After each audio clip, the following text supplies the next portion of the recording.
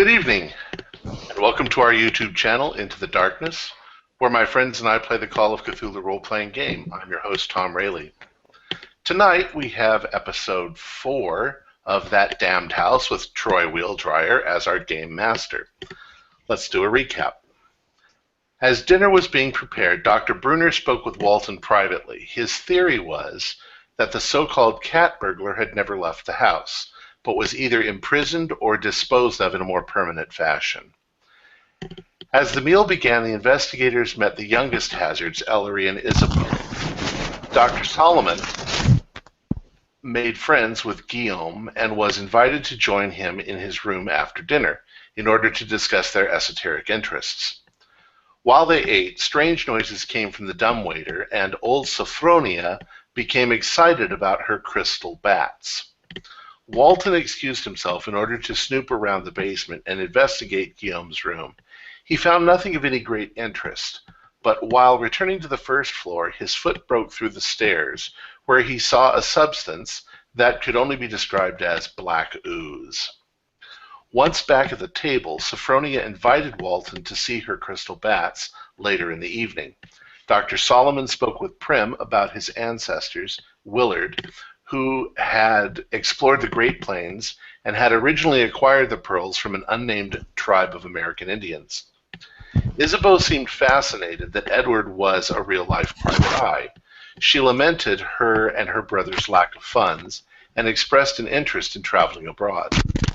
Everyone noticed that Ellery was quite protective of Isabeau. Shortly thereafter, in the basement, Guillaume showed Dr. Elijah his collection of occult literature, none of which was new to Solomon. They were interrupted by a sound that came from the game room. Solomon investigated, finding a strange ball of compressed bones and fur, in the center of which was a set of lockpicks. He was shaken and disturbed and went to join the others.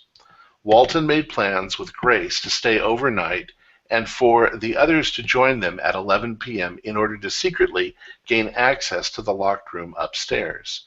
Dr. Brunner went to the police station and informed Detective Wheeler about Elijah James Ryan, their suspect, as the accursed cat burglar, and asked him to see what information he could dig up.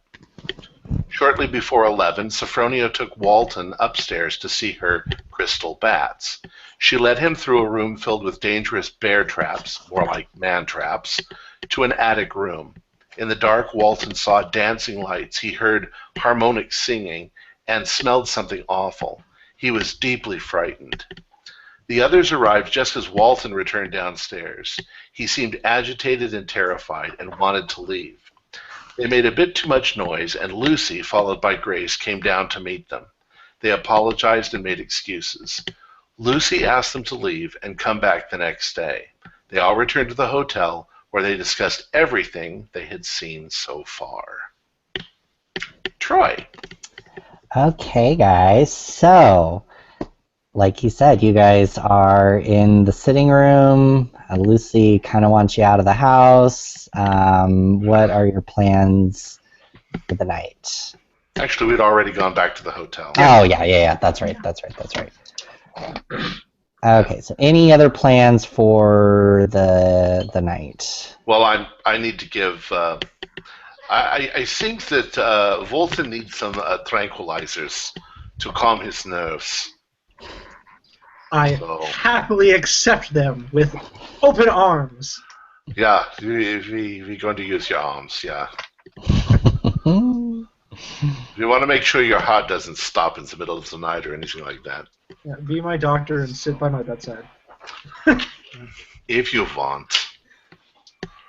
But I'm going to fall asleep in the chair next to your bed. So, if we have nothing left to do tonight, do we just want to, like... I remember us talking about, like, where to go for breakfast. That was something that we were talking about. Yeah. Okay. Yeah, I mean, it's a bed and breakfast, so you guys will get breakfast in the morning, or you can head down to that diner that you guys went to, you know, your first night there. Whatever you guys want to do. Actually, maybe we should discuss a little exactly what we think. What do you guys think? I think there's something strange in the house. I'm fascinated, and I want to know more about the lights. I'm excited about that. Yeah, I it should should get my be hands interesting. on that cluster of whatever it was. Well, it's probably still there. I mean, we could go. I stepped on it, but I didn't throw it away or anything. We could probably go get it. I'm not sure you want to put your hands on it. Well, I'm not. But Br- Grace might want to. Bring something to put it in. A paper Definitely. bag or something. All right. Great. I'll also spend a little time to contact the original insurance company. The name escapes me right now, but Raymond and Knowles. yes. Mhm. And just to let them know that things are looking good for them, that while we haven't solved anything yet, it's probably not a scam at this point, but basically just update them on as to where we're at so far. Okay, cool. Yeah, you get a hold of Knowles in the morning, and he's very relieved, like audibly relieved on the phone, and just like, keep up the good work, and let me know what else you find out. And then we need to check, or I would like to check with the local detective to see if there was any information on, is it Earl? Elijah James Ryan. Elijah James Mhm. Ryan, yes. Okay, so maybe you and Dr. Bruner will go investigate that, or unless Dr. Bruner, you wanted to do anything else. No, I think I'm going to. I'll monitor Folt and make sure he's okay. Okay. Professor Taylor, what are you up to? I would like to look into this, to do a little research about, what did we say it was? Like owl pellets? Yeah, the casting. Castings. Okay, so I'd like to do a little bit of research on that. Okay. So yeah, you can go to the library then. And then, okay, Walton, you're convalescing from your nervous breakdown. Yeah. Uh, I have no idea how long these tranquilizers are gonna last, but It I'm should definitely last about 4 hours until you're asleep and okay. comfortable. okay. I just don't imagine that I'd want to go back to the house. I'd want to stay as far away from the house and whatever you bring from the house as possible until it's absolutely necessary. Okay. He might consider then sending you to Rhode Island to do some investigation. Yeah, I may just head to Rhode Island then. We'll figure it out. We'll figure it out in the morning. Yeah. Cool. And then, Dr. Turner, what are you up to? Solomon. Oh, Dr. Elijah. Elijah. Excuse me. Sorry, for some reason I thought it was Turner. No, I'm actually when I hang out with Dr. Walton, and I'm still really interested in what he saw. So for me, the idea that we've come in contact with real-life occult activity is fascinating and also alluring. So I'm wanting to go forward with it. I want to see it. I want to experience it. I want to know what it is. So I'm going to sit with him and try my best to talk to him and see if I can, if not change his mind about going back to the house, at least get more information. Maybe figure out if I know what he saw by making an occult roll, possibly. I think. Didn't one of you do that last time? Yeah, I think Dr. Taylor tried to. Okay. I tried to. I didn't get anywhere. But yeah. So okay. So how about you guys? We'll have a little conversation with you guys under Dr. Bruner's, watchful gaze. You can try and have a conversation with him, but I just gave him some morphine. He's probably not going to be very comprehensible in the next 10 minutes. Ah, Yeah. well. We can So try. maybe- I have to roleplay that. So maybe, yeah. Well, maybe you want to go to the library with Dr. Taylor and look up what you can over there. Sure. I think he pretty much gave mostly what he knows Right, so, and what right. happened with the situation. So yeah, if you guys want to head over to the Mystic library, we can do Okay. that. Or I'm Okay. down for that. Did I miss something? Is it the morning? Yeah, I'm assuming it's the morning now, unless you guys want to do anything else that evening. I mean, it was already pretty late. I was gonna say, Yeah, you know, it was like 2 in when the you guys morning. got, yeah, when you guys got to the bed and breakfast, probably would have been 3 o'clock in the morning. They were not happy to unlock the door for you, but but they did. So I'm gonna say, you know, it's after breakfast, maybe 8:30 now, in the morning. So let's go to the library and we'll focus on the researchers first. So what exactly are you guys looking for right now? Well, I want to know about ornithology and cow pellets and what makes them and how big they get and what might be in them and what's not in them and so on and so forth. So what you guys sort of realize as soon as you walk in is that this library is just chaos.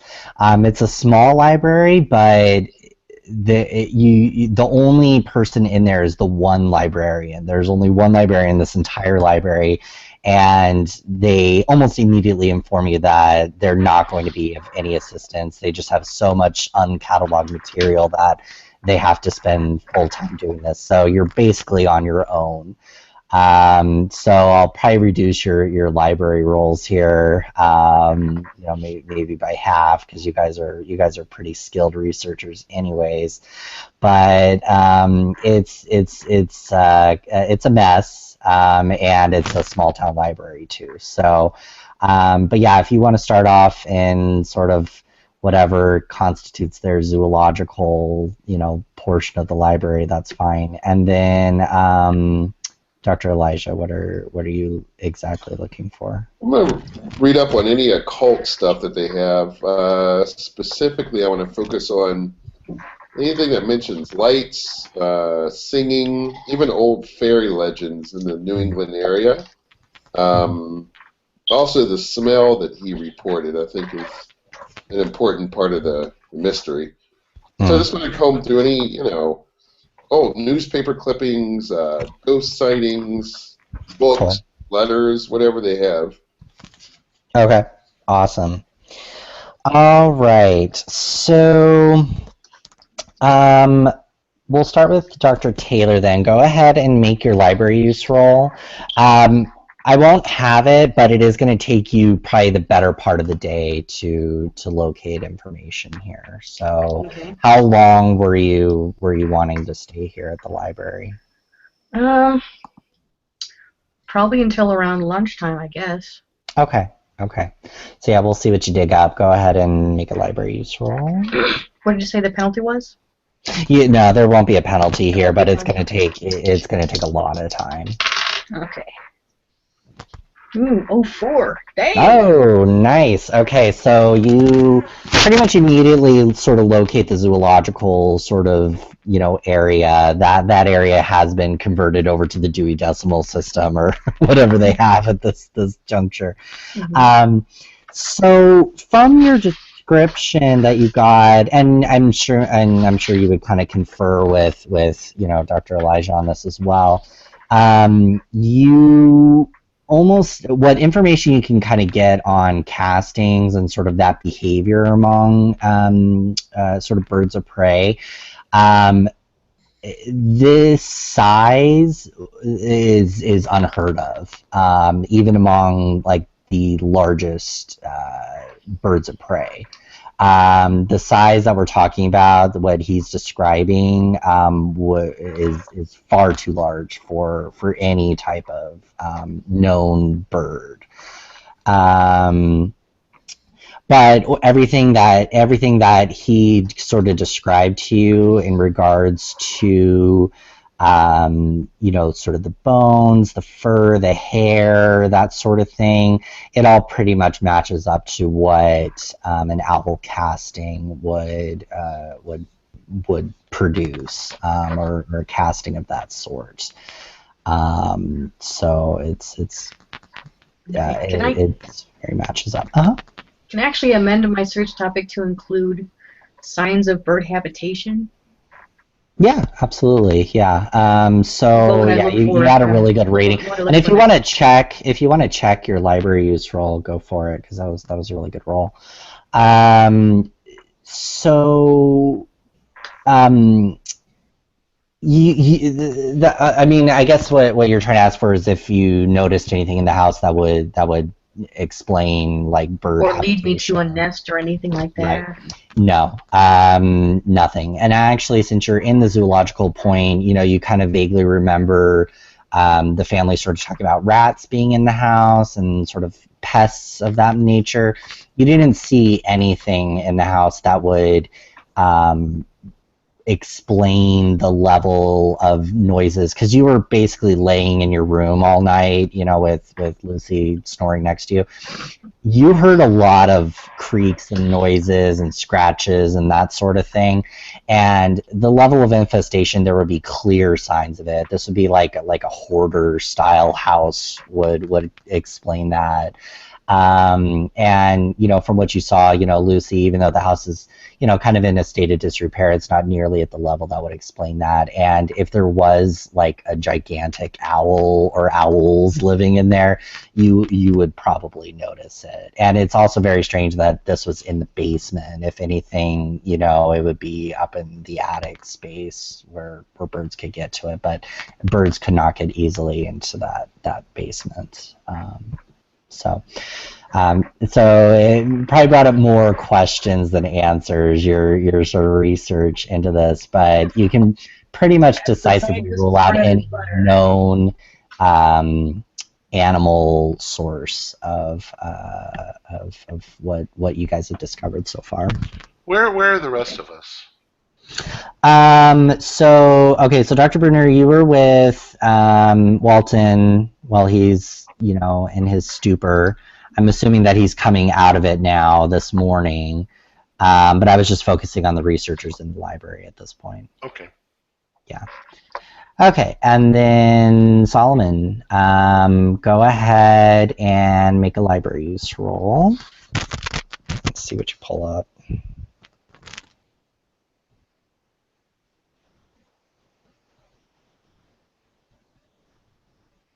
Oh. Hello?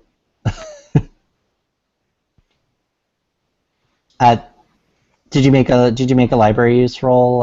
Yeah, I got a 64. 64. Okay. Yeah. You were muted. Did you make that? Oh, okay. Yeah. Did you make that? Okay, Yep. cool.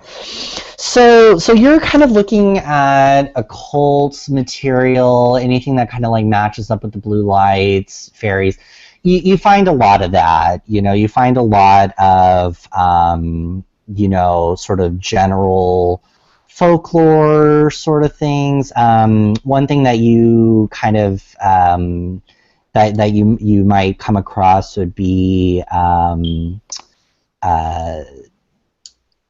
banshees, sirens, that sort of thing, sort of female spirits that may show up to travelers, in bogs and swamps and that sort of thing.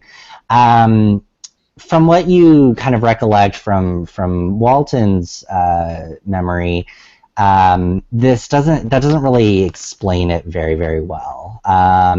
Because these were all, with fairies and banshees and stuff like that, it's usually out in the countryside. Usually, there's while he definitely felt a lot of dread, I don't think that there was necessarily a hostility there that you would get from a banshee, or will of the whip, that sort of thing.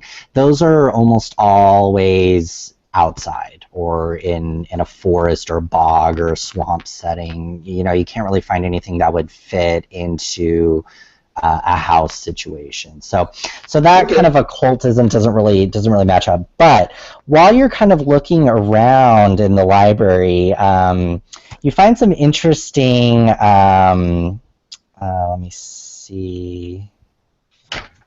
me see if there's anything else there. You do find a very interesting book.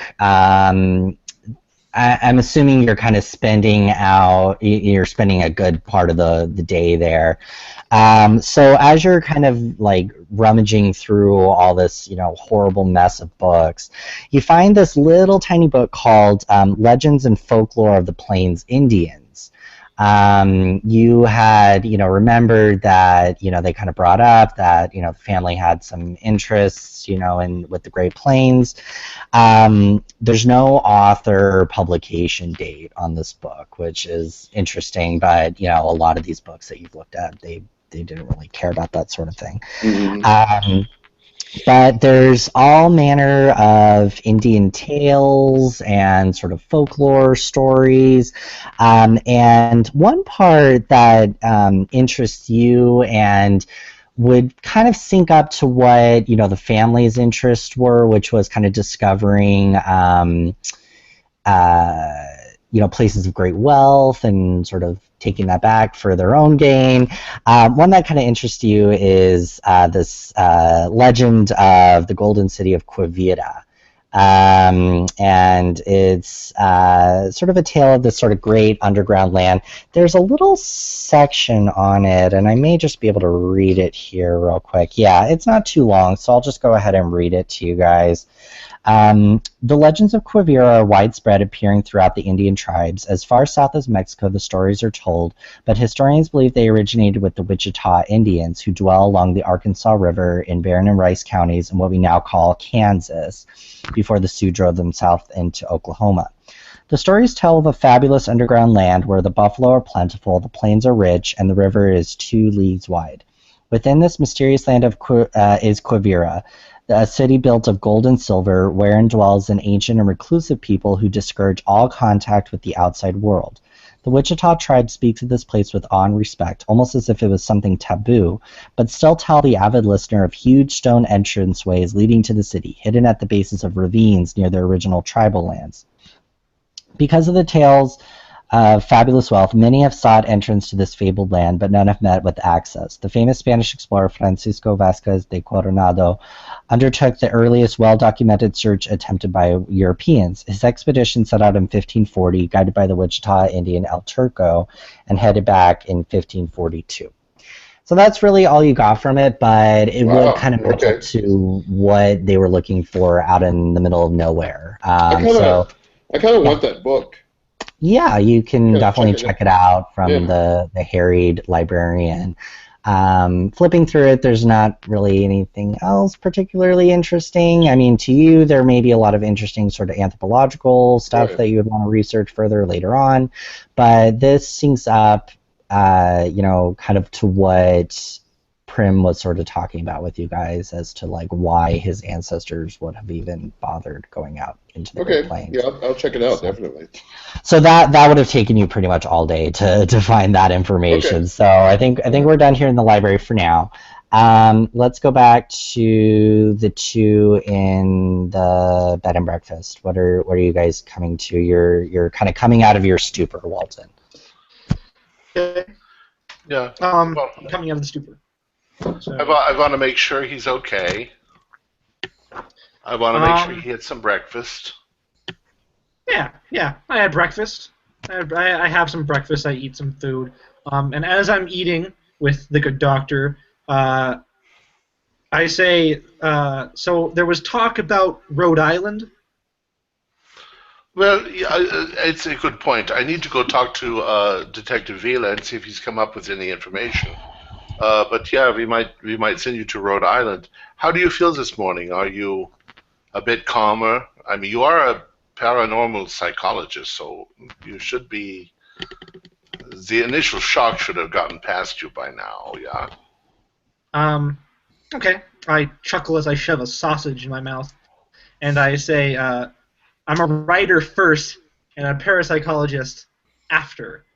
So sometimes you write about things, and when you actually encounter them, they're a bit more frightening than you thought they were, huh?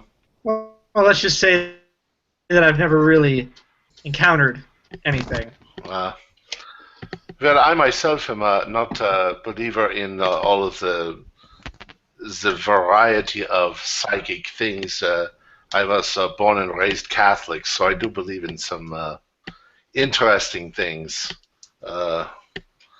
but with some fortitude. It may be that you encountered something that is not so supernatural, but is in fact something that we just don't understand yet.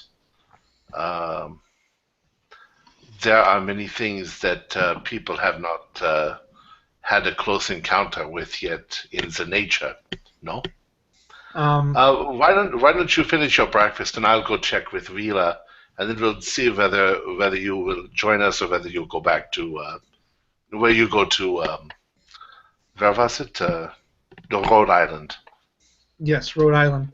I sort of like wave my hand, like go, as I'm shoveling food into my mouth hole. Yeah, you're going to be okay. Well, okay, so our PI was already going to see Detective Wheeler. I'm sorry. So no, that's fine. So I'll just go to him real quick. So you walk into the police station. Wheeler's there, of course. You kind of get the vibe from him that he's pretty much a workaholic. He doesn't probably have much of a family life. And he says, "Oh, are you hear about that Elijah character?" Yeah, just wondering if you found anything out about this gentleman. Yeah. So he's just some. We ran. We got with the Newport PD. There isn't much of a track record on this guy. It looks like he's just sort of an accountant in Newport, but no record or anything like that. Okay. An accountant. We found some clues that maybe the person that perpetrated this might be coming from some money. So I'm wondering, did you get a sense of his lifestyle? Like, would an accountant like big corporations or? No, he doesn't have much of a record. I can give you his address if you want to go check it out. Sure. Okay. Is it somewhere nearby or? It's in Newport. It's in Rhode Island, so it's a couple hours by train. Okay. So yeah, he hands over the address. Mm-hmm. Okay. And then of course I relay the information that the car's still there, so I don't know if they want to stop around and bring that to their impound lot or. Oh yeah, thank you. And he makes a little note of that, and has one of his lackeys go out and get the car. So that nobody has reported him missing at all or anything. Nothing's come to their attention as far as they know. Like I said, this guy doesn't have much of a rap sheet. Okay. All right. Okay. Thank you for your time. We'll keep you posted. No problem. Thanks, guys. So going back real quick to the researchers, I remember, Solomon, you had mentioned looking at newspaper archives. They actually don't keep that in the library. When you're checking out your book, the librarian says those are mostly going to be at the Historical Society. Okay. So they actually don't keep those there. Okay. And then, they give you the directions to go there. All right. Sounds good. So what are you and Dr. Taylor doing now? Well, I'm going to show Grace this book and tell her what I found and suggest that we head over, when you're done, we head over to the Historical Society. After we grab lunch. They go away. Lunch. All right. Food. Cool. That sounds good. Food, then Historical Society. Then the Historical Society. I'll give you the book and I'll indicate the area that I read that I thought was really interesting about the secret city. Mm-hmm. So I'll hand you the book as we're walking out so you can read over it and see what you think also. Okay. So I'll try not to get ketchup on it. Have we decided that we'll all meet up for lunch at the same place? I don't think we discussed it, but no, we haven't decided that. I don't think, but we can. You would smell it out. I'm sure you'd run into each other, if you're out and about. So we could go. I'll go to the diner for lunch. Okay, that's pretty much the only other place. That's not, But it is a small town. It's likely you probably came back to get refreshed before you went there. And sure. yeah. How small a town is it? How many Get churches the- do they have? Get the must. Oh, how many churches? Mhm. There's the one main church. There's one church. It's a pretty small church. There's not a whole lot of parishioners there these days, but there is the church. One church. That is a small town. Mm-hmm. Okay. Just a little something I wanted to know. Probably Unitarian. Yeah. We should probably check around there too. Okay. So historical society first, and does anyone else want to go to the church as well, or what do you? I think I want to go to the historical society with them when we go. Okay. Yeah, why Right. don't we descend upon the historical society en masse? Okay. The question is, do you think we need to send Volten to Newport, Rhode Island to do some investigations there? Yeah, I could easily do that while you guys are doing the historical society stuff. I think we should. I think we should. I can just get the address from Tillman. Mhm. Sure. For his own, Just you? Is We anybody probably. well, his own peace of mind. I think it's important to let him get away from the settings for a while. We Yeah. very likely wrote down the address. We had his license. Oh yeah. Down all the information from. Mhm. So. Okay. Yeah. So I can just take the. Yeah, if you take the train now, then you can be back by this evening. If depending on how long it takes you, but you can be back probably before 10. Okay. Yeah. Feeling Easy now. peasy lemon squeezy. Let's do it. I think too what you need to find out is, was this fellow a traveler? Did he travel around the country on business, on stuff? Was he located in the same places that the other artifacts that were stolen? Was it possible, or does he have an airtight alibi? He could also have a space that he uses to hide all the stuff. He wouldn't probably keep it in his house, but there's probably evidence of something being in the house. Actually, maybe we should do a psychology roll, because it seems to me that somebody who's obsessed with those things would keep all these things in his house, because he'd like to take them out at night and look at them. It's not Do we creepy. want to do? You'll have to go there and see, but yeah. Let me see what my psychology is. Okay, it's not bad. Let's do it. Let's do it. Let's go there and find out. All right. So Walton, you're going by yourself then. Yep, I've got my trusty gun with one bullet in it. I think that's enough. All right, sounds good. And then the rest of you are going to the historical society. Yeah, and I'm going to get back my knife. Yeah, here's your scalpel. Thank you. Okay. So unless you guys want to do anything else. No. Before you leave. Just check Walton when you go to, if you can confirm his wealth at all, because we have a couple clues where he appears to come from money. Pigeon Toad was brought up. Yeah, Pigeon Toad. Okay. I'm writing it all down.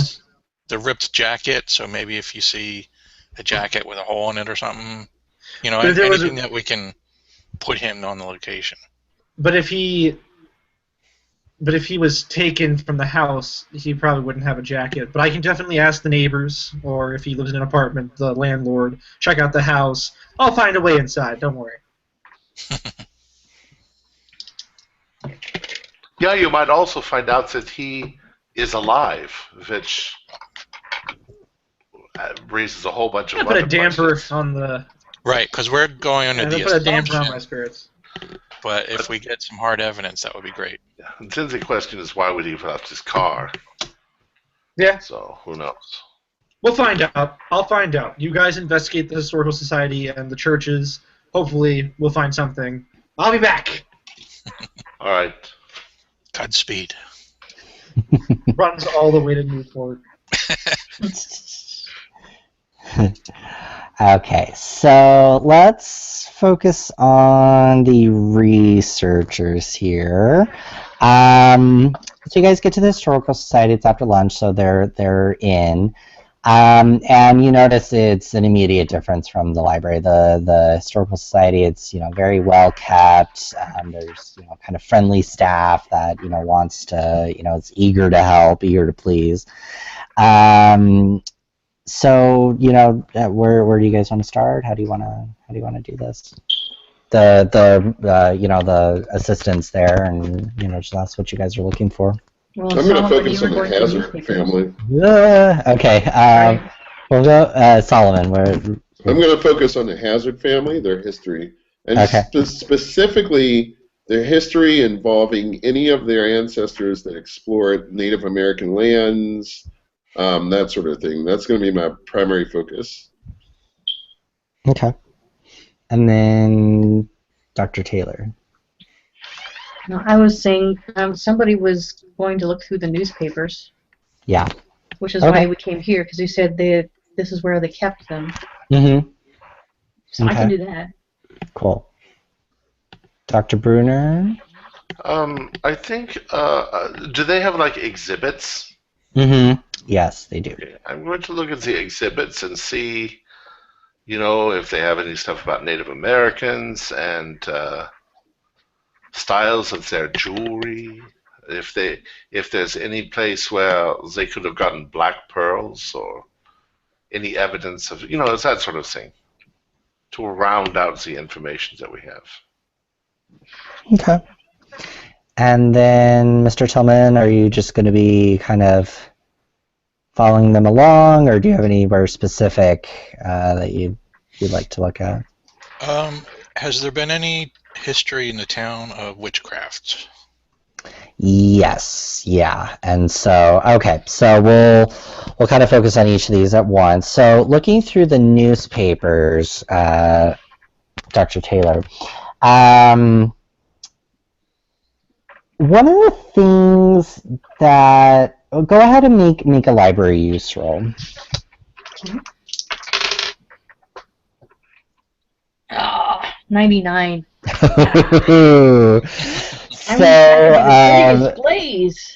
yeah, so spending all morning in the library kind of frazzled your brain a little bit, so you're kind of out of it. The attendant, it doesn't really know where to direct you, so you don't really get you don't really get a whole lot of information. 99. I'm surprised they don't kick me out. Yeah, so yeah, there isn't a whole lot of information you get guys. I'll be outside smoking. from the newspapers. Go ahead and actually all three of you other ones, go ahead and make library use rolls. I know, Dr. Bruner, you're looking at exhibits, but go ahead and make library use rolls. Okay. And actually, Dr. Bruner, also make a spot hidden. Okay, so 2 rolls. Library roll, and then... I failed. Okay. I got it. 69. Okay. And then, did you fail your library use roll and got your spot hidden? I got both. Oh, really? Wow. Okay. My library use is 75. So. Nice. Oh, you want us to all do spot hidden also?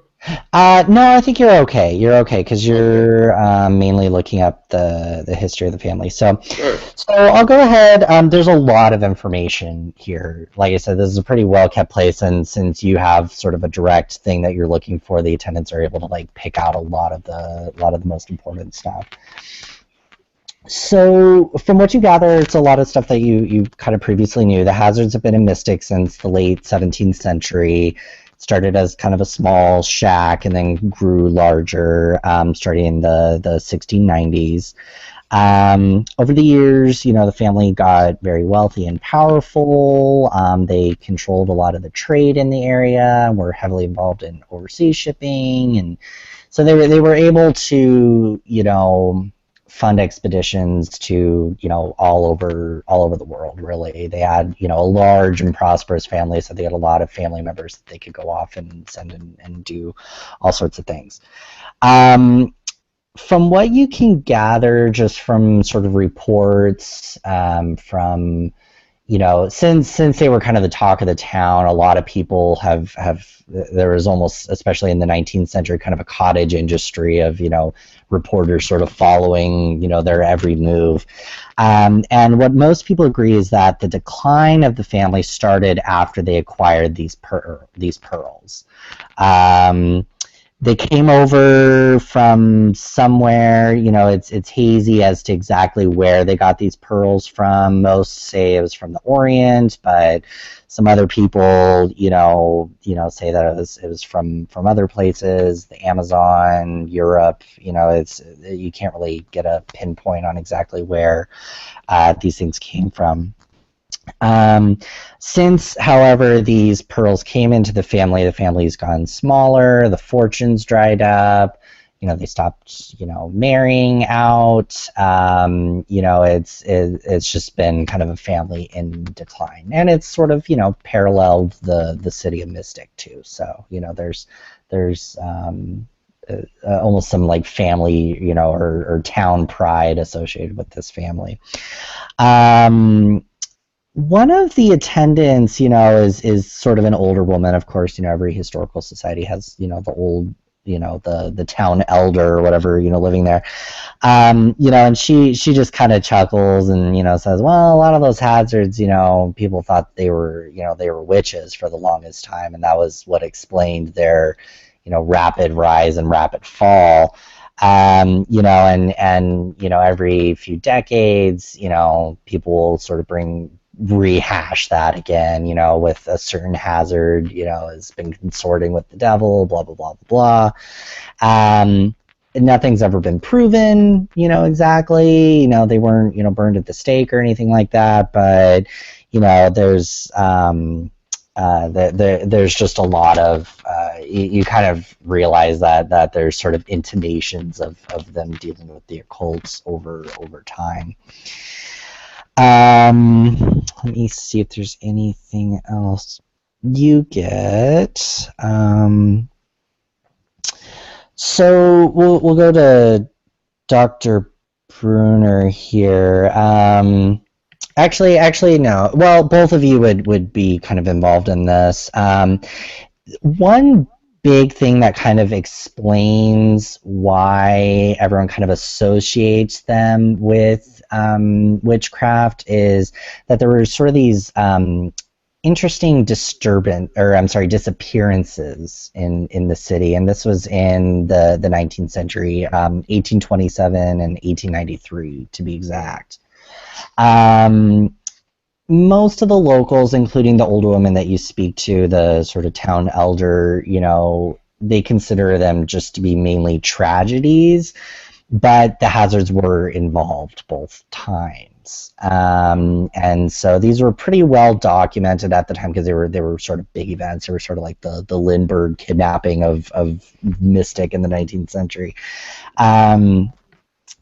The hazards were kind of, accused at some points, but they weren't exactly precise accusations against any one member of the family. But because they had such an outsized importance in the town, everyone just kind of immediately, were drawn to them.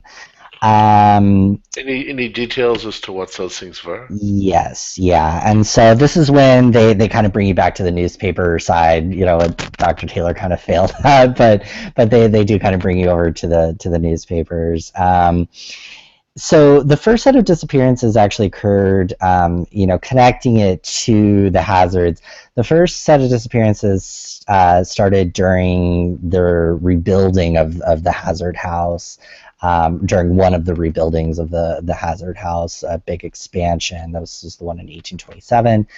And then the second set followed a lightning strike, actually, on the building. Let me see what exactly happened with them.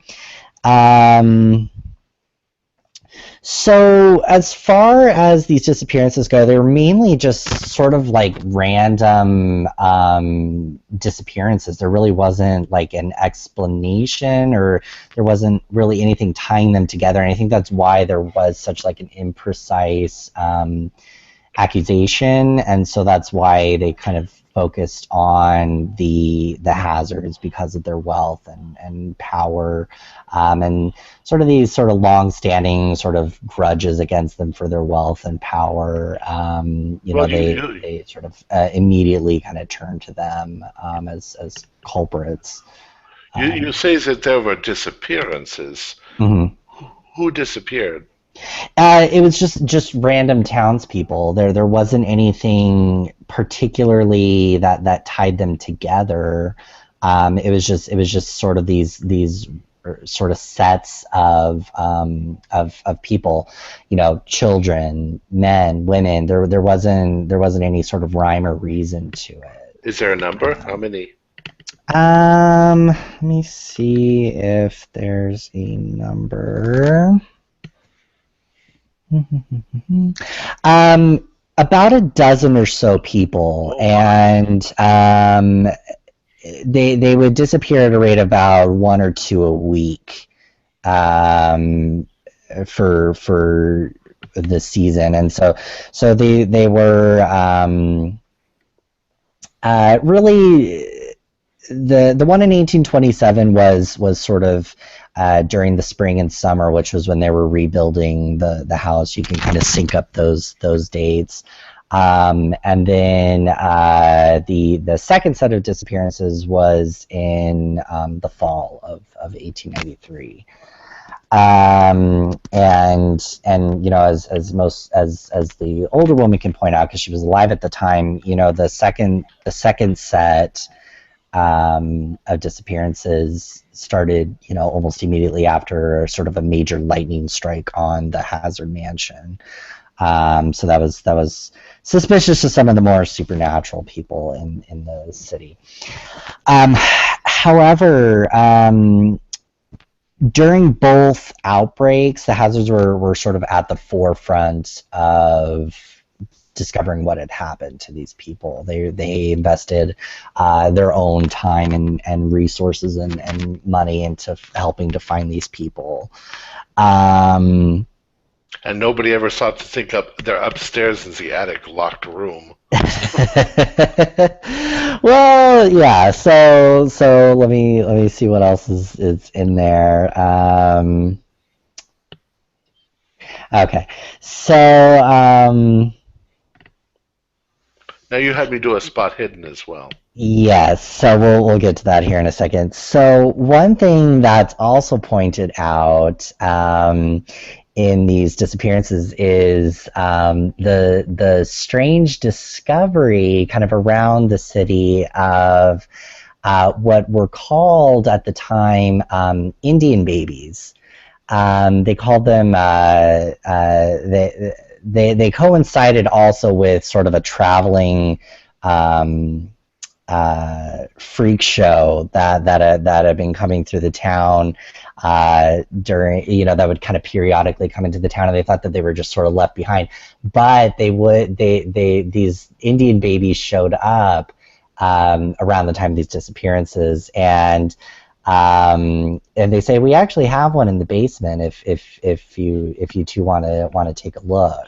Yeah, I want to know what this thing is. It's Indian baby. It's a little disturbing, so just steel yourself. But these they discovered a couple of these in town. We were only able to get one of them, but the thinking is that they were just kind of left behind by one of these freak shows that would come by.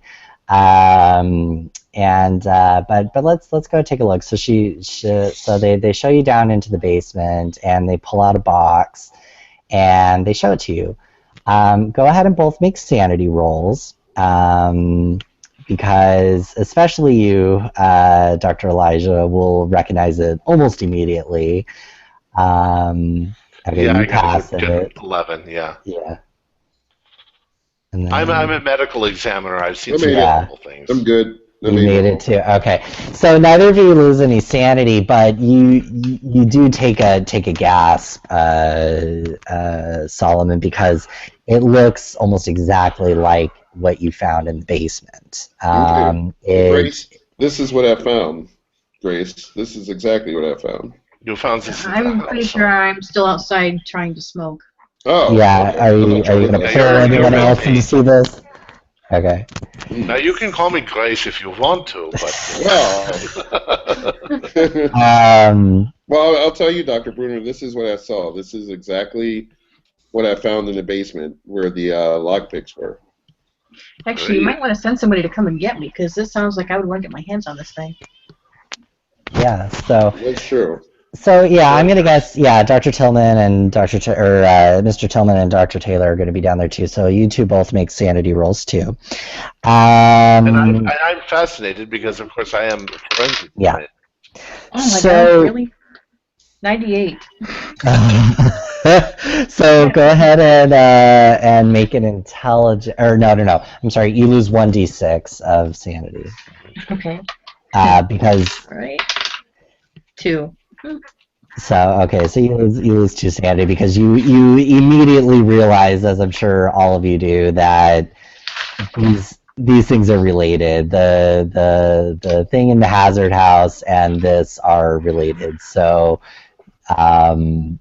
just to make it totally obvious, the something related to the hazards was also related to these disappearances, which is pretty obvious, but there was nothing really to prove it until now.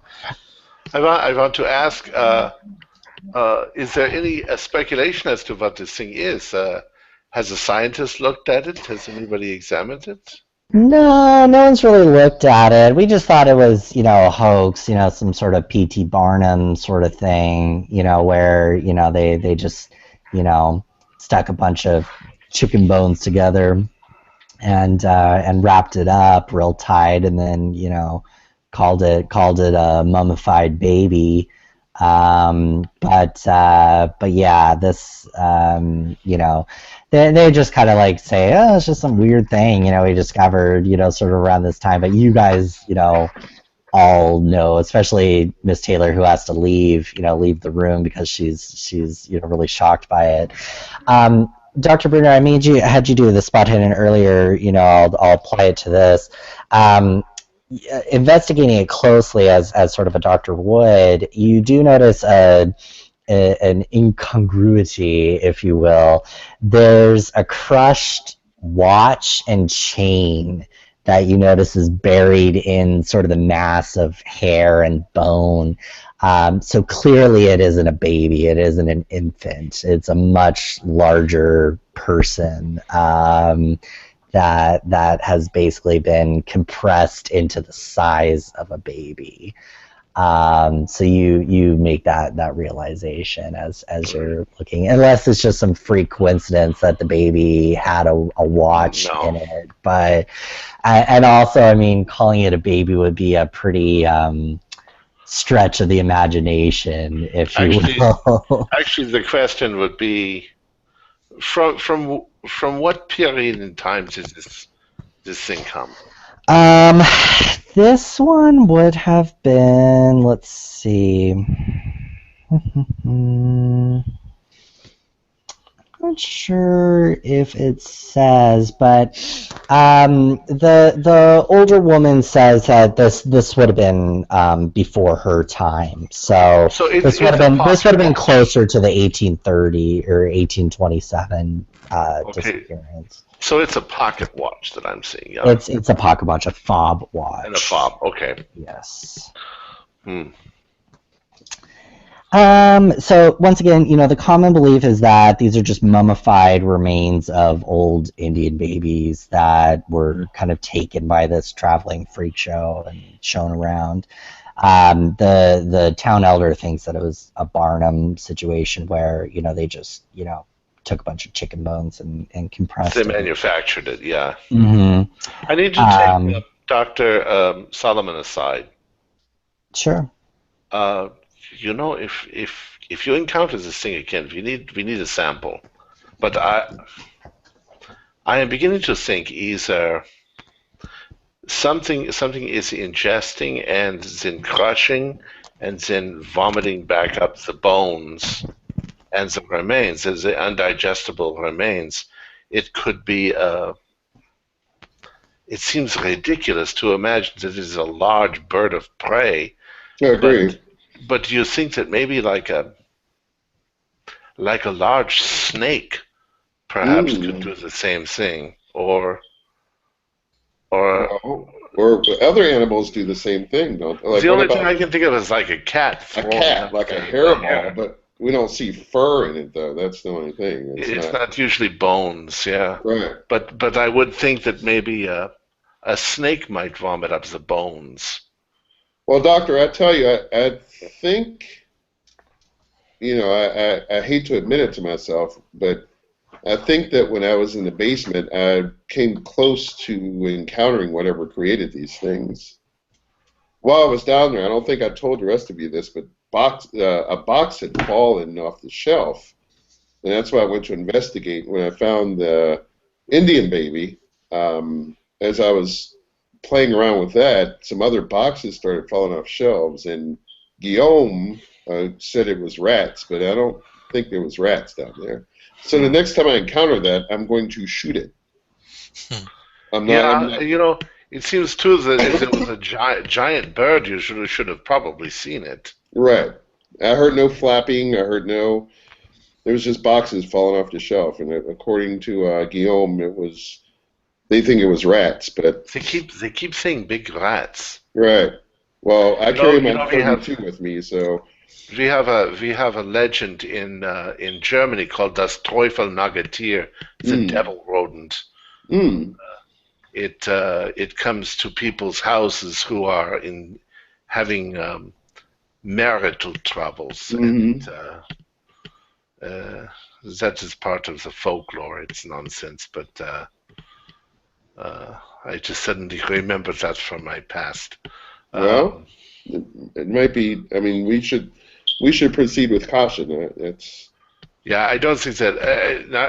I say that in passing, but I don't think that any rodent vomits up the bones. I think they actually gnaw the bones and eat them. I think what you said about a snake makes a lot of sense. A snake might make sense. That is why you couldn't easily see it. It could have been coiled up around they blend in very well. Right. Yeah, it makes a lot of sense. Unless the thing is somehow invisible, or like a chameleon, it can blend in with the surroundings. But I don't know of any birds that is like that. Well, you're right. This is a mystery. This is actually not so fun, isn't it? Yeah. I do think on our way back, I want to go by the 12 gauge that I keep saying I want to pick up. Yeah, I think you should be armed. Yeah, maybe we all should. Well, I'm a doctor, so I don't believe that I could fire a gun at somebody, but maybe it's an animal. Right. Okay. But perhaps I don't know how to fire a gun, so I might hit somebody else. Makes sense. I'll do the shooting. So let's go back to our intrepid investigator going out to Rhode Island. We will tell everybody what we were talking about, though. Okay, cool. So, so you get off the train station. Do you just want to take a taxi directly to the address you have? Sure. Yeah. What's the weather like here in Newport? It's fine. Just a typical fall day. Kind of overcast, but it's not raining or anything like that. So yeah, I take a taxi cab to the address. Okay, perfect. So let's take a look. Not the book. The book. Okay. So you notice immediately when you go. He lives in kind of a nice brownstone. He's been using his residence as his office as well. So he has a sign on the door. Elijah James Ryan, accountant. At law, or whatever their phrasing is. The mail's been kind of piling up. You can tell. He hasn't been there in a while. There's mail piling up outside his door, and the door's locked. Okay, so the door is locked. Okay. Well, we may as well get to these questions. First one being wealth. Neighbors. Do I see any neighbors? Or is he like, is this little brownstone kind of like... It's like 4 in the afternoon, so no one's really come. No one's really come home yet from work, so there's no neighbors. But like I said, it's in a nice part of town. You're in it's a brownstone kind of townhouse sort of thing. So you walk up the steps from the street. The neighbors on either side. It's a nice street. Okay. It's nice from the outside. Nice from the outside.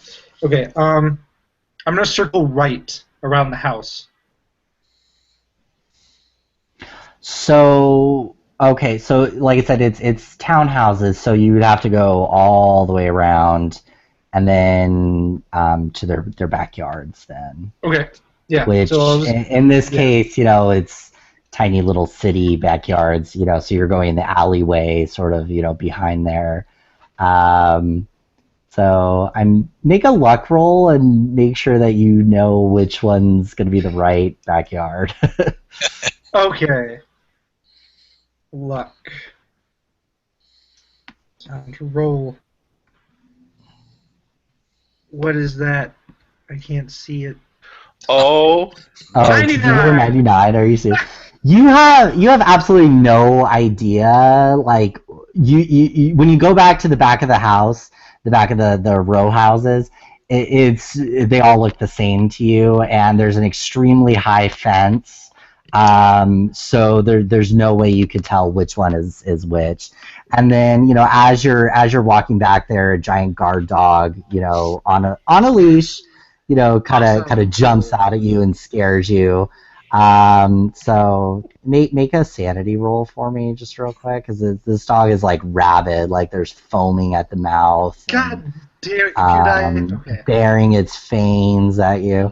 He's gonna go insane from a dog. Okay. Okay, so you made it. I ain't going So insane from a you're dog. I got your blood rate up, kind of knocked the rest of the morphine out of your system, I guess. So there's no way you're going in there, because the guard dog will maul you to death.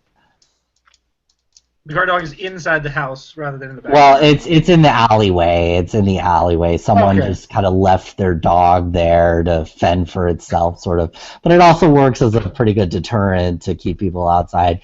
And there's also these extremely high privacy fences, so there's really no way you could tell which house is going to be which. Okay. Okay. I will say, the entryway and the street is fairly empty at this point. People haven't started. I know, but do I really want to break a window?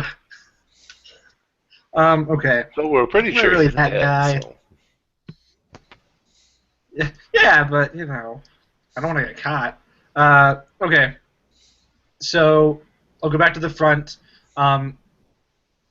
It's an it's a brownstone. It's kind of like an office. He's using it as an office. So is there like a mail slot? Yeah, there's a mail slot, and then the mail's like kind of stuffed in there, and then it's kind of spilling out. Okay. Well, may as well. If I'm already gonna commit breaking and entering, I may as well also read his mail. So I'm gonna look at the mail. Okay. It's basically just interesting. It's basically just like work correspondence, from what you can tell. So you're just kind of sitting on the stoop reading his mail. Luckily there's not too many people passing by, but the people that do pass by are kind of giving you some looks. Like they don't read other people's mail. Yeah, okay. Sure. But it's basically just business correspondence and utility bills and whatnot. Okay. I guess I'll sit them down onto the deck. And I'm gonna check to see if no one is coming. There's no one coming. Well, now it's a little bit past 5, so you got neighbors coming home and stuff like that. Oh, perfect. Yeah. Okay. So neighbors are coming home. They're here. Okay, perfect. That's what I want. So I'm going. So has any neighbor shown up? Like a close neighbor, like one that's directly across the street, or one on either side of this? Sure. house? Yeah. The next door neighbor. The next door neighbor comes in. She's in her she looks like she's probably a secretary or something like that. Perfect. Awesome. Okay. So I'm gonna wait for her to go into the house, and then I'm going to, pat myself down, slick my hair, look as best as I can, and then I'm gonna go and I'm gonna knock on the door. So she also noticed that you were just sitting on his stoop and did give you kind of a look, but then kind of hurriedly went into her room or into her house. So she opens the door and says, "Can I help you?" Hi there. I'm a friend of Elijah's. He is currently in Mystic, Rhode Island. Connecticut. I'm here to check on the house, but there's no key. Make a fast talk roll. Perfect. I'm glad that I'd do that. Please, for the love of God. You're kidding me. Come on, computer die. She has the door kind of bolted, so she's just kind of peeking out, and she just kind of looks you up and down, and also you mistaking the states, really throws her off, and she just says, "My husband's going to be home soon. I would ask you to leave," and then shuts the door in your face. Okay, so I sigh dramatically, like an asshole. As you're sighing, the other next door neighbor walks up to the house. Let's do it. Okay. Let's do it. This guy. Well. This is an older gentleman.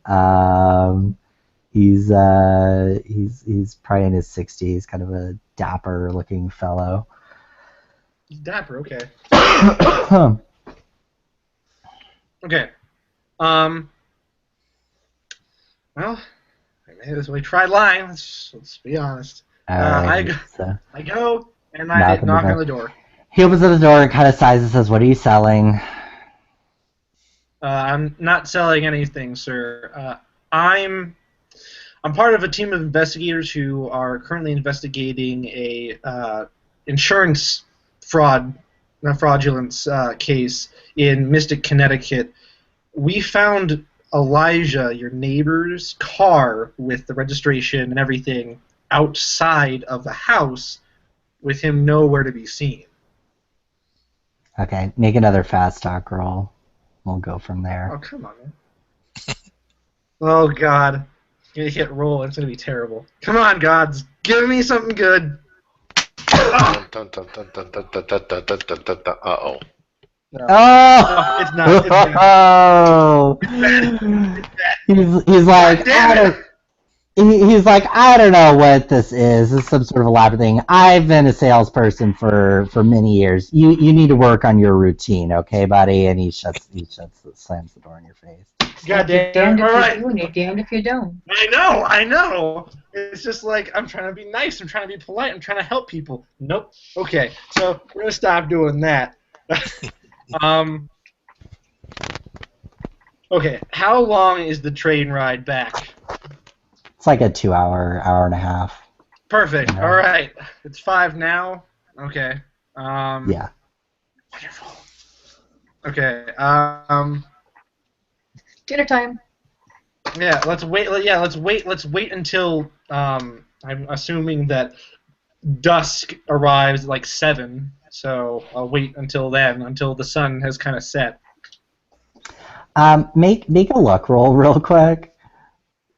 Please, for the love of God. What do I need? I need a 55. Just please. Give it to me. No, come on! What is it? 71! It's a 71! So as you're just kind of like thinking of what to do, a cop car pulls up, and you can see the next door neighbor kind of like peeking out, the woman kind of peeking out of her blind, and, Damn it, I hate those two. Cop car comes up and he's kind of rolling his little baton around and is just like, what seems to be the trouble here? Good, I'm glad. Okay, do we have credentials or something that you could be showing him? Yeah. Let's hope. I do that. Oh, it's just I'll having be nice. I won't have you make another luck roll, but I'll say that you do.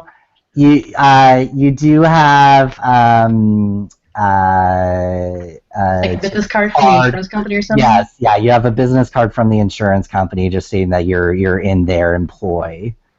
Okay. Thank God. And, Thank you, Troy. You're very welcome. Maybe next time you'll think this through. So he kind of looks at that. He looks at that and kind of looks you up and down and says, "Stop bothering these people. You leech." And then he goes back in his cop car and says, "We'll be keeping an eye on you." I'm gonna approach. He basically thinks you're there to like repossess his stuff or whatever, and says, "We'll evict him eventually. Don't worry about that." Okay, so I'm gonna approach the cop. Is he just sitting, or is he preparing to leave? Like, is he just sitting staring at me? It looks like he's probably just going to be driving around the block a couple of times to make sure, that you leave. But, Okay. He starts up his car and then kind of does a little U-turn and drives back around. Okay. Okay. Well, you may as well. Let's wait for him. He's a cop. I don't want to go all the way to the police station. That's going to waste time. He's already here. So you're going to flag him down again? At least that's... Yeah. No, I'm just going to stand there. I'm going to wait. He's going to come around again. He's just going to stop and be like, what are you doing here? And I'll be like... Yeah, well, yeah. So, yeah, he's going to say, like, why haven't you left? I'm going to say because my job instructs me that I need somehow to get into the house. I hold out the business card, and I say... I'm here to take a look at Elijah's possessions. We believe that he is the infamous cat burglar. There you go. Do you have law? I believe I do, actually, and I'm pretty sure. Just kidding. No, I do not. Okay. I was like, I think I do. No. Make a persuade roll. Oh, thank you. That's actually not bad. Okay. Oh, you just jinxed it. I know. Oh, and no. Can you make it? No. He's like, well, let me bring you down to the station. I don't know. Maybe we can talk to the chief about this. He's like, get in, and so you guys drive down to the station. It's about 6:45, 7 before anyone gets up to talk to you or whatever. And just says, "Oh yeah, are you the ones that Wheeler's been calling about this guy? Why are you going after them? He's just some accountant." Because his car was found outside of the Hazard house where the Hazard pearls were stolen. Has he not even informed you of this? Am I the first one to tell you that? He's informed me, wasn't it? You didn't inform the beat cop that we had come out to investigate why the hell you're harassing the people of Newport. Harassing as in me approaching and saying, "Hi, I'm here to check a look at the house." Excuse me, I don't like your tone, mister, and we don't take too kindly to people knocking on our doors here at dinner time. What the hell's your problem? Okay. See, now I've got him mad. Okay. I sigh and I put my fingers to the bridge of my nose and I say, "I've had a long day. I've had a long week." I pull out my. I say, probably not easy for a police chief like yourself. I pull out my cigarettes and I say, "Do you smoke?" Yeah, he takes one and lights up, and it's just like, all right, so I really don't want to have to fill out the paperwork to get a warrant on this guy, but But this is an important case, obviously. I don't see any reason being. Yeah, that's actually a good point. What's your appearance? Your APP?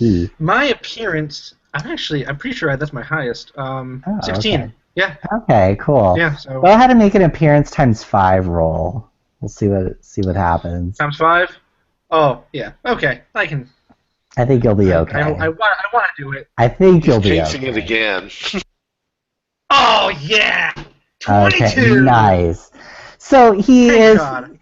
The police chief is charmed by your My appearance. well, by your what's the word I'm looking for? No. Showiness. I was thinking, Package. I was thinking more of like a charisma type of thing. By your, your charminess and your Demeanor. Yes, your unassuming demeanor. Your kind of down on your luck, hard scrabble demeanor. And so he's like, all right, well, let's go investigate this. If it is the burglar, then this is case of the century. So I'm willing to put up with the judge. And your name would be on the front page. You'd be the cop that helped assist. All right. Cut the baloney. Let's go. So you guys go back in the car. And you go out there. He bust open the door, because there's really no other way to do it. And he's like, you better be sure that there's something here, buddy. And you'd see the next door neighbor lady just kind of peeks her head out. I was like, what the hell, So you guys. I wave at the lady and I walk inside. So you guys go in there. It's just like it's pretty unassuming, kind of place. It's tidy, it's pretty well kept. He has his office space in his room. Go ahead and make a psychology roll real quick. Because you notice that oh my God, you were rolling so bad. I know. It's terrible. Well, okay. You notice that his certificate for accountancy his practicing certificate for accountancy is hung crooked, which is a little weird, but you don't really notice anything too strange about that. And he does have a safe though, that's located directly underneath his practicing certificate. But other than that, that's really all you notice in there. If you go through his drawers or anything, there's nothing to see. But he does have this safe, which is not totally odd, but it's a pretty advanced sort of safe for this kind of guy. So the cop's just kind of standing there like, well, what do you think? Should we and get one of my lock pickers down here and see if we can open it up? But this is kind of pushing it. I say, let's open it. But do you know this man? Do you know him personally? Have you heard about him? No. He's just an accountant. He, like I said, he doesn't have a rap sheet at all. I don't know the man. That's not what I need, and that's why I wanted to talk to the neighbors. I say to him, kind of just like rolling my eyes. I hold my hand. It's not you. A locksmith would do fine with this. Can I do a spot hidden? See if there's anything. You don't really see anything. You don't need to do it. Yeah. There's nothing in the drawers. There's nothing particularly interesting. No, so he's just a rather kind of unassuming accountant. Yeah. So he's not even normal. He's just like he's boring. Yeah. Like okay. Which is perfect for a cat burglar, kind of blend in. So he's like, Yeah. okay, well, I'm gonna get the lockpicker in here, but you like I said, this better be good. So he gets the lockpicker to come. Do you mind if while he's getting the lockpicker, if I approach him and say, hey, can I talk with the neighbors again? Maybe if they see you here with me, they may be willing to talk to me. All right, sure. While we're waiting, so which neighbor do you want to go to? Dapper man, I told him the truth. All right. Okay. So he opens up the door and he's like, "Yes, officer. Do you need me to identify this man? Is he in a lineup?" No. Like I said, I'm here as part of an insurance investigation into the Hazard Pearls in Connecticut, and we need to know some information about Elijah, your neighbor. Sir, we're sorry to bother you, by the way, for bothering your dinner, but this is sort of an ongoing investigation. So any information you have would be useful. And the dapper man just kind of straightens his tie and just sort of says, "Well, I don't know much about this man. He's a very quiet man, runs his business out of his house. I don't know much about him. I've exchanged pleasantries with him, and that's about it." So you've met him up close. Yes. Was he pigeon-toed? Pigeon-toed. What a strange thing to ask. Let me ask my wife. Oh dear. And then he calls his wife in, and he asks her, and she's like, "Well, actually, yes, I did notice that he did have somewhat of a pigeon toe. What is there any significance to this?"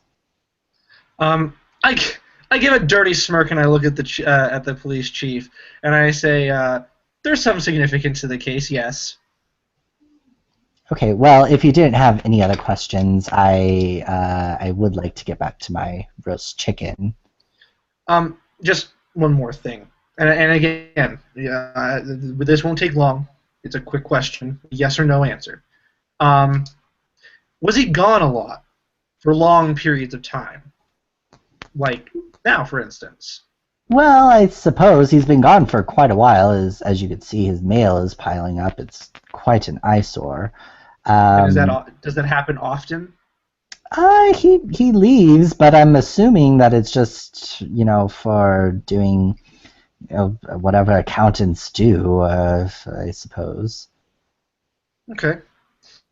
Going out into the city, or I'm sure he has clients all over the eastern seaboard. I'm sure. I'm sorry to take up your time. Have a wonderful dinner. And I kind of turn and walk down the porch. Okay. He slams the door. And I'm going I'm just going to smirk. So the lockpicker does come, and he takes a little while, and he does crack open the safe. What you find in there is maybe somewhat vindicating, I suppose. The safe is filled with jewelry. In fact, it is filled with accursed jewelry. Everything pretty much that has been missing. And bingo. There are press cuttings from the accursed cat burglar. So there's lots of plenty, pretty much all the proof you need. There is also, interestingly, with regards to this current case, no pearls, by the way. There is also a reasonably detailed floor plan of the Hazard house, with the burglar's window of entry and the position of the safe carefully circled. And on the bottom of the page is a stamp of the insurance company, Ryment and Knowles. What? Yes. Going down! So almost getting mauled by a dog and almost going to jail paid off. We did it. Okay. So I'm yes. just gonna I'm gonna look at the chief and I'm gonna say, call the press because we did it. He's very excited. He's like, yeah, this is a really this is a good find. You had my ass there for a little bit, so we both got lucky here. I shake. Because I'm shaking from excitement. I take a cigarette and I put it in my mouth and I say, contact Wheeler at the police station in Mystic and let my team know. Okay. Yeah, he'll do that. Hooray! Now I'm gonna be on the front page. You gotta get back. You gotta get back to Mystic, unless you want to spend the night there. Boo! The press. They call me. Yeah. If you just want to like bask in the adulation for a while and just be like, okay, you guys got this, right? Like. Okay, I'll head back to the Mystic. All right, cool. So you cracked the case, sort of. We still don't know what happened to the pearls. Still don't have the pearls, and but you cracked a huge burglar case. Okay, so what are the rest of you guys doing? So you guys investigated quite a bit from the Historical Society. There's a couple of diary entries. I'll just post those later. They're not like super like important to the exact story, but they do kind of give some interesting historical details. So I'll post that to you guys later. They're just a little too long to read out. But that's, you guys found quite a bit of stuff there in the Historical Society. So I don't know what you guys want to parse out from that, or if you have any other kind of questions or concerns. What time of day is it now? I mean, you guys probably would have spent pretty much the whole afternoon there, so I'm gonna say it's like 6 or 7 right now. So Would the we didn't go back to the house. Sorry. Would the historical person know that whether or not the freak show was in town? Right now? Yeah. No, Or recently? it hasn't been. It's been decades since they've been. Okay. P.T. Barnum kind of washed those guys out. You know, sort of the traveling freak shows. So. Where was the last one? The old lady, you know, kind of thinks about it, and she's like, I haven't seen it really since I was a girl, so probably like the, 1870s, 1880s. Do any of you have any kind of equipment where you could actually do sampling of those Indian babies? I'm guessing not, and really what they had back then would be pretty primitive, right? Like pretty yeah, simple stuff. I mean, even Dr. Bruner, who kind of specializes in this, I mean, there's very limited things that you could study. I don't even think they had, like, blood testing at that point. Okay. Well, is there a nearby university we could take this to? They had blood testing. But what could you test for? Blood type. That's late 1800s that was developed. I'm just trying to think, like, you wouldn't, as far as, like, you couldn't do genomic testing, obviously, there's... No, but I could see if it was animal, or if there were bits that were human. Right, I certainly know if there was human bones. Yeah, sure. You could probably do that with, like, a basic kit, which I'm sure you have. Well, I would have probably. Or if you brought it to like a like a biologist or a zoologist, they could probably figure that out for you too. The closest university, though, I'd have to look at probably a map of Connecticut, but I'm guessing it'd probably be in like Hartford or let me see where. Or a police lab. Harvard and Miskatonic aren't that far away. We also have In both samples, there was a watch found in one and the lockpicks in the other. Right. Yeah, we could check out jewelers. Or we could go back to the house and force our way into that door that's locked upstairs in the attic. Yeah, that's still that. I mean, that's always, he seemed really, since we're pretty sure that something supernatural is going on, I really want to know what's in that room now. Yeah, and I want to know why they have all these deadly traps upstairs. That's Of course, weird too. that could get us in a lot of trouble if we force our way in and it just happens to be a nursery or something like that, so. Well, it could be just a closet too. That'd make us look silly. But we don't know until we do it. So True. Very true. sometimes it's easier just to do it and say you're sorry than to ask. Right. No, you're right. You're absolutely right. It looks like there is a college in New London, Connecticut College, that was opened in 1911. So that would probably be the closest. That's pretty close by to Mystic. But if you guys wanted to do that, I was just curious to see what the geography of the city was. Well, I think we just need a general idea of what the stuff is, but I think I think we probably already know what it is. Yeah, I mean it's fairly obvious at this point. To you especially, Dr. Birder, Somebody's been crushed. If we can get some of that sludge though, that will be worth chemical. Some of that what? That sludge. Black sludge. Yeah. Because I know they had chemical testing.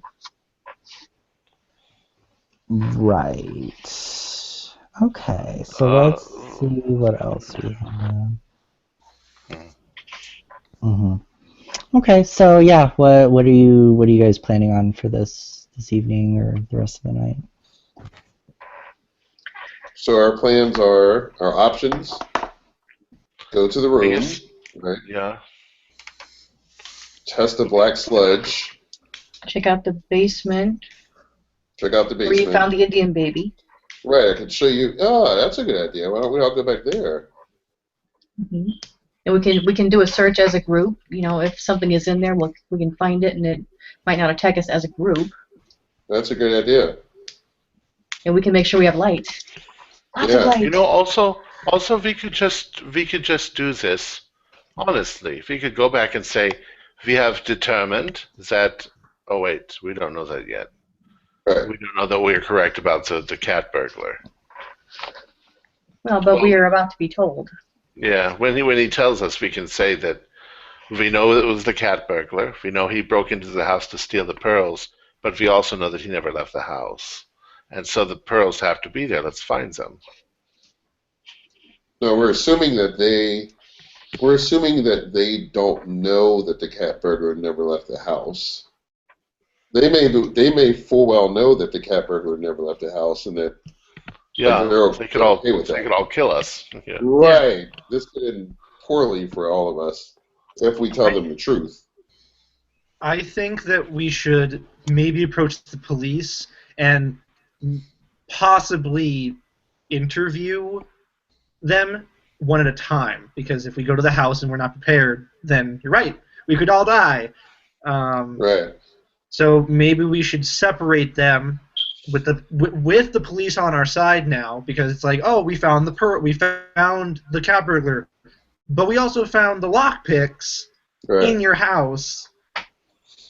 So, like, maybe we should use the police on our side to separate them if they do know something, and if they don't know something, then we can just go to the house with them. Yeah, because I would hate for the crystal bats to get sent after us somehow.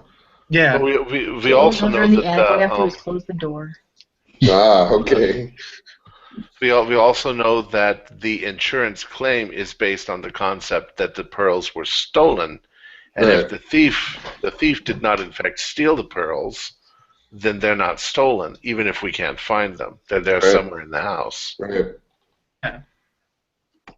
I wonder if we could use the police to get them out of the house in order to let us get in. Or just to let them, just for them to make make them let us into the locked room. Maybe 3 of us can stay at the police station and interview, while 3 go back to the house. We split the group, but we have equal groups that can stay together and protect each other. Mm-hmm. That's a good idea. Yeah. Yeah, something. Oh, we got our work cut out for us. Yep. What are we going to do this evening? Are we going to just eat and go to bed and do this tomorrow? Well, everything good seems It's like to 8 happen o'clock at now, night. isn't it? Yeah, everything's happening at night. Like the crystal bats come out at night, so they wake up. Yeah, let's use this.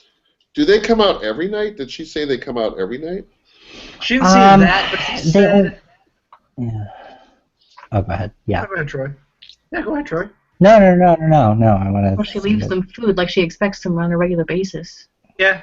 Like I assume that if you were to bring food to them, they would come, but also they may not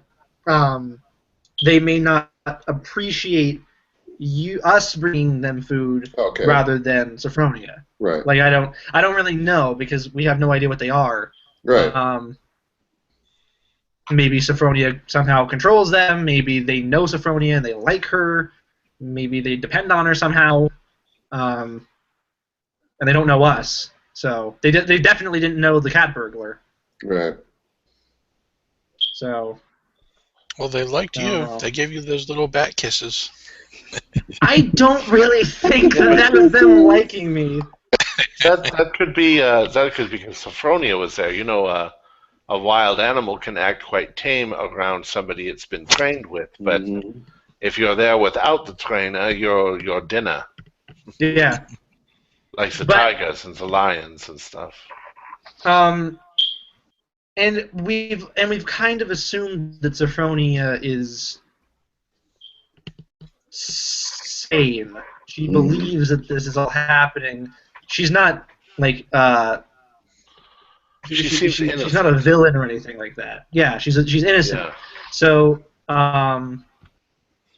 so maybe we keep Sophronia there and let 3 people go and see the crystal bats and maybe do an observation with her, and 3 people stay at the police station. So that's just a thought. What if we split up and 3 people went after the crystal bats and 3 people went down to investigate where the Indian baby was in the basement? That'd be just as. I think that'd just be just as good. Yeah. At this point, we just want to find the pearls, right? I mean, that's our main goal. But again, we have to separate the family. Are we doing that at the same time as we have people interviewed at the police station? Should we have someone there? I mean, that we could have them there and just let the police handle that. But. No, we should have some representatives there of some sort, because they're going to be the ones asking the questions. Right. Well, whoever's going to be at the police station is automatically going to be safe. I assume. Never assume anything, but I'm assuming that whoever's going to be at the police station is going to be safe. They're going to be separated. There's cops everywhere. So maybe 1 person should stay there. 2 people should go to the woods. And 3 people should go to the house. I really want to go to the house because I really want to see these crystal bats. I want to be able to observe the supernatural entity. And I am careful as that we want a great deal of objectivity, so perhaps I should also go to the house. I can go to the house as well. I know I want to go to the house. What? Actually, I mean, I can go to the house. Yeah, I mean, they may know me. I don't know. But then again, they licked me. They could think I'm food. Well, they didn't bite you. They've kissed Sophronia numbers of times, and she's a frail old lady. If they were going to attack her, she wouldn't be alive. It's true. True. So maybe it is a sign of affection. Maybe they do like me. So Maybe they just like their meat tender instead of old and tough. yeah, there's a possibility of that. I'm fine with whatever. I can really go anywhere. I'm okay. My terrible rolls, though, like you gotta predict that I'm gonna roll terribly because these computer dice hate me. We want to also make sure maybe I should go to the you're house. maybe you're also psychologically okay because we don't want you to freak out. Yeah, I mean, I'm definitely excited. But I'm still I'm all over the place. Like, there's feelings everywhere. The highest highs and lowest lows. Well, yeah, I mean, like Now you're like a world famous investigator now. Yeah. Wait, are we talking about somebody going into the woods? Yeah, what was that? Okay, because Grace is an outdoor person. Oh, not the woods. The basement. The basement. Right? Oh, the basement. Okay. Okay, like news to me. But okay, sure. No. You guys want to go traipsing around the woods in the middle of the night? That can't go wrong. No. No, I meant the basement. 2 people could go to the basement. 1 person can stay at the police station, and 3 people could go to the house.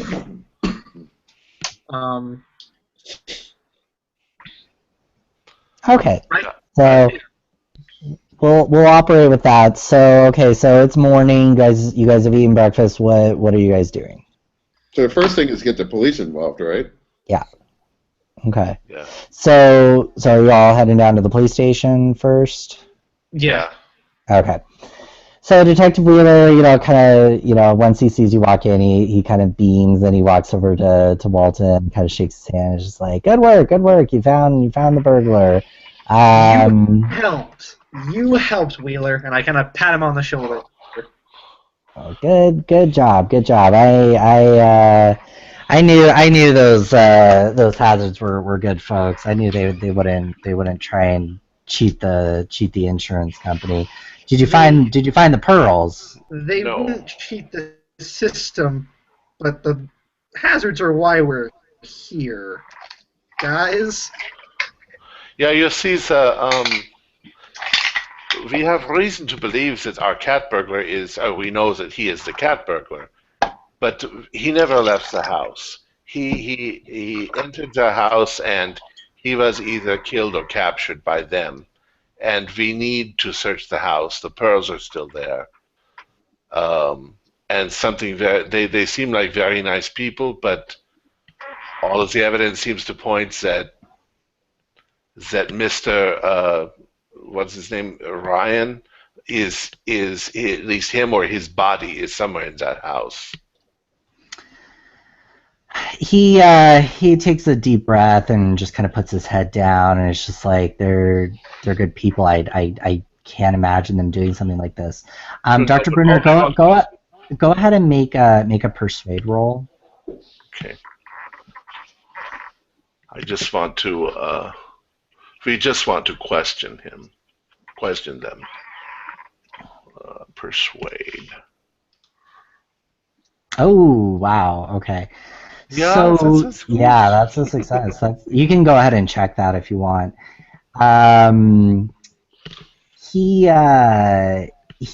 kind of thinks about it for a bit, and so he's like, "Well, what do you want? We already questioned them. I don't think we have the authority to go and ask them again. Put that strain on them.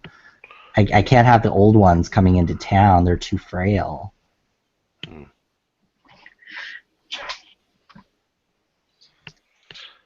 Just get Prim out of the house. Yeah. He's the baddie. He's the You're not worried so much. Baddie?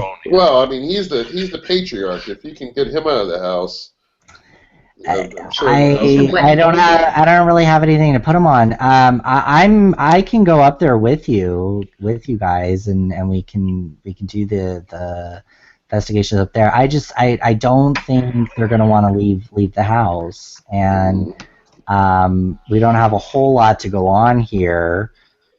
We don't necessarily know. I mean, he could have fallen off the cliff, and he's in the rock. But he knows that he went through the window and never out. Right. You know, he never left the house. The Uh, ground outside was muddy and took beautiful impressions of his feet going into the house. Mm-hmm. and But there is no Wheeler, evidence that he ever came out of the house. and Wheeler, we have reasonable suspicion that they may have been involved in a murder, or he is still in the house.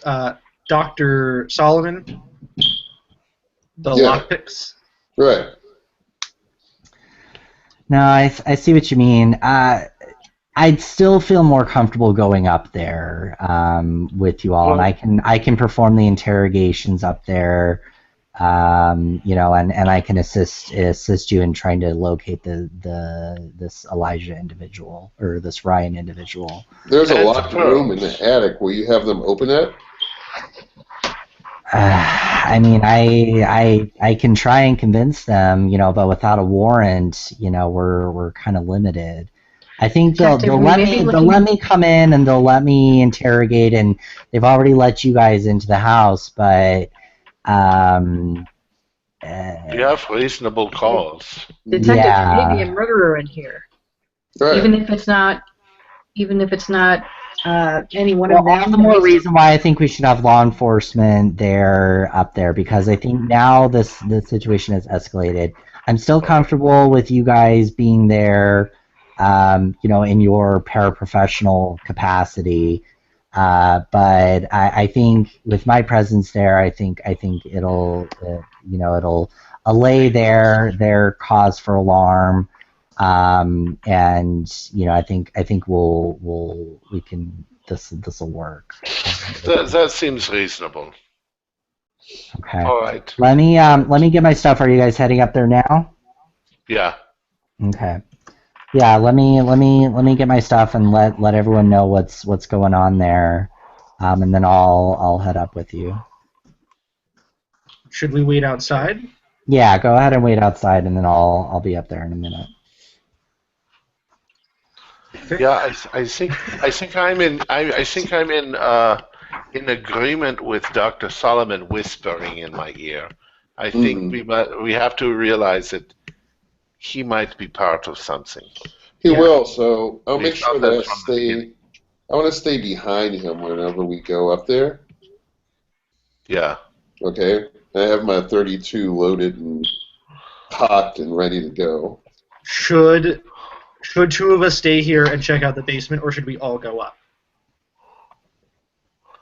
I say we all go up. That way with Yeah, I think we should all go. Yeah. No, but remember how crowded and hard to navigate it was up there? Having all of us up there at once might I cause think an avalanche. we should all take different parts of the house maybe and investigate. Alone? Well, not Well, maybe alone. half of us If go you wanna downstairs and half of us go upstairs. Yeah. Okay. We need to stay close, and we also, again, like Dr. Solomon and me were talking about whispering amongst ourselves. Wheeler seems a little reluctant to help. Yeah. No other officers are coming up with us. We have Right. reasonable suspicion. Why is no other officers coming up with us? Well, I mean, it's a small department too. You know, I mean, there's maybe tops like 5 officers in the office. You know, just throwing that out there. Well, can I maybe do a little crocodile tears to get some other people up there with us? Well, don't you think that they might just want to be part of the most famous case in the Mhm. In Mystic history, at the moment? Yeah. Okay. Well. Okay, Dr. Taylor, do you have like crocodile tears as a skill, or do you have like That's called Black ritual. Widow skills or whatever? I've got a 16 half. I mean, do your I've got appearance 16 half. I've times. got 60 persuade.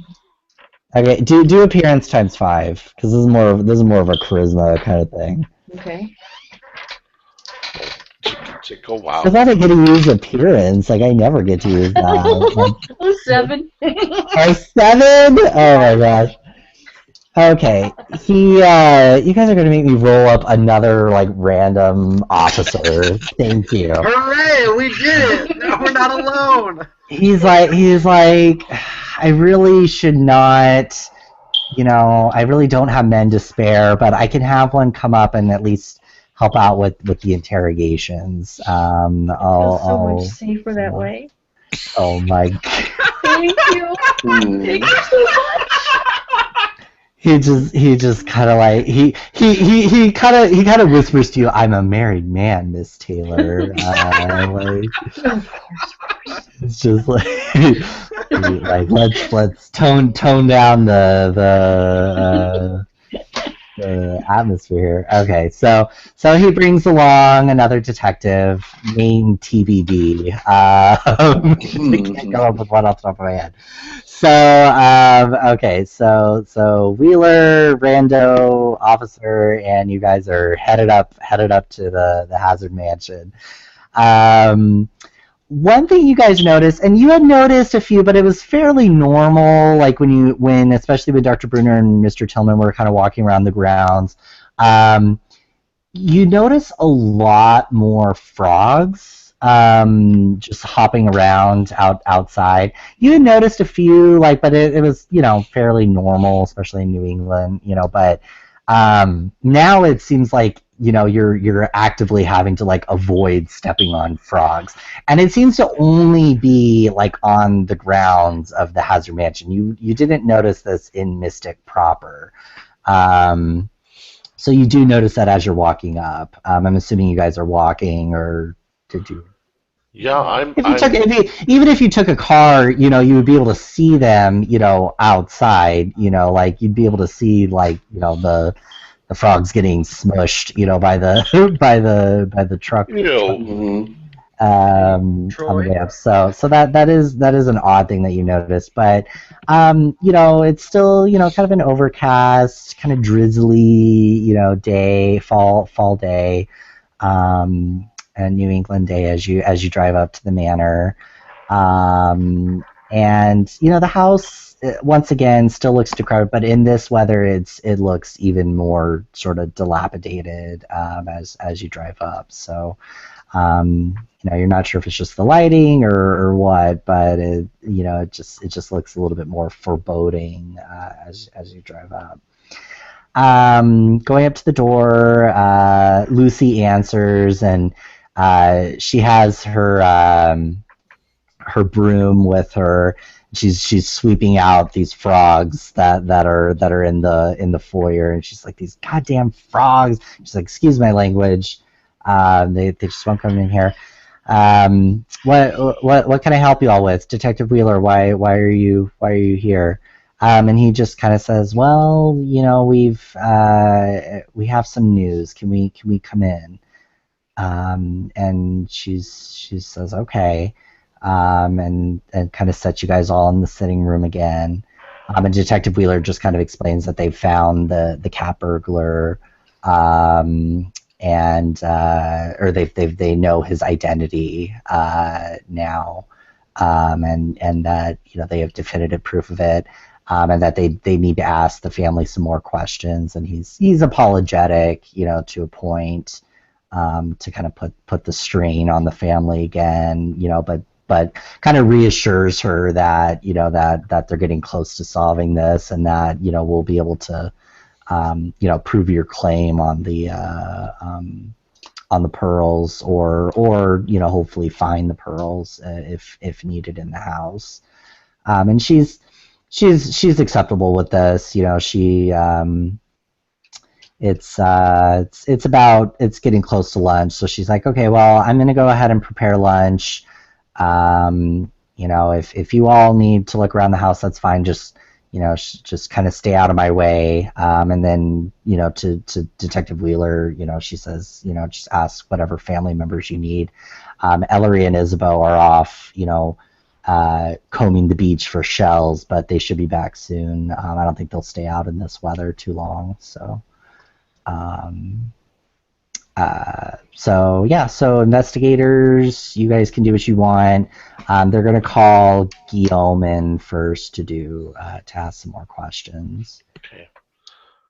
I choose to be one of the group who goes up to the locked room. Yeah, me too. I want to go to the locked room. I'm going to go to the basement.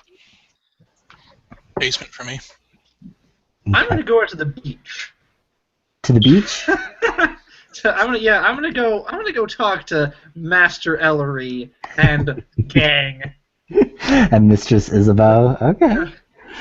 All right. So let's actually go ahead and end it there, if you guys are okay with that, and then we'll pick up where we started. So, okay. So Dr. Bruner and Solomon, you guys are going upstairs. Mm-hmm.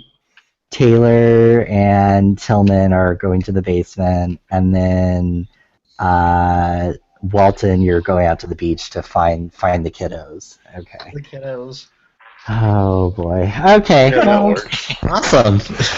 All right, cool. Hey, cool. Awesome. Yeah, we're finally getting down to the bottom of some of this. Yes. All right. Okay, Well. investigators. Thanks everybody for your participation. Thanks Troy for running the game. Thanks to all of our viewers for watching. We hope you enjoyed our game session. Remember to subscribe to our YouTube channel, and if you'd like to join us as either a player or as a GM in an upcoming game, feel free to contact me via email. Please tune in next Wednesday at 9 p.m. Eastern Standard Time for the next episode of That Damned House. Until next time, always remember, if there's no light left to guide your path, your only choice is to venture into the darkness. Good night and good game. Too. Yeah.